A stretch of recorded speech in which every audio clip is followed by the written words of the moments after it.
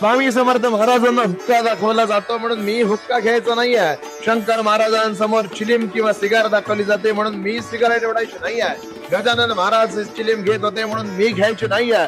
त्रिभुवनाचे संहार करते भगवान शंकर वारुणी घेतात, वारुणीचं त्यांना नैवेद्य असतो म्हणून मी वारुणी प्यायची नाहीये. लक्षात घ्या, स्थितीला उत्पत्ती करत्याला कशाचाही भेद नाही.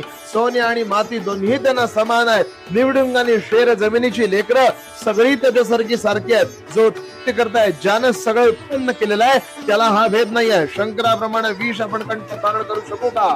शंकर महाराजांसमोर कलकत्त्यामध्ये उभयताना मांसाहारापासून दूर करत असताना स्वतःच्या शरीराचे खंडयोगामध्ये तुकडे करणाऱ्या शंकर महाराजांप्रमाणे आपण खंडयोग करू शकू का? गजानन महाराजांप्रमाणे अनेक लोकांचा उद्धार करू शकू का? किंवा स्वामी समर्थ महाराजांप्रमाणे आपण सगळे ह्या समाधी अवस्थेमध्ये जाऊ शकू का? कशाशी तुलना करतोय आपल्याला कळलं पाहिजे. आपला भगवंत हा परमश्रेष्ठ आहे. आपल्या भगवंताची तुलना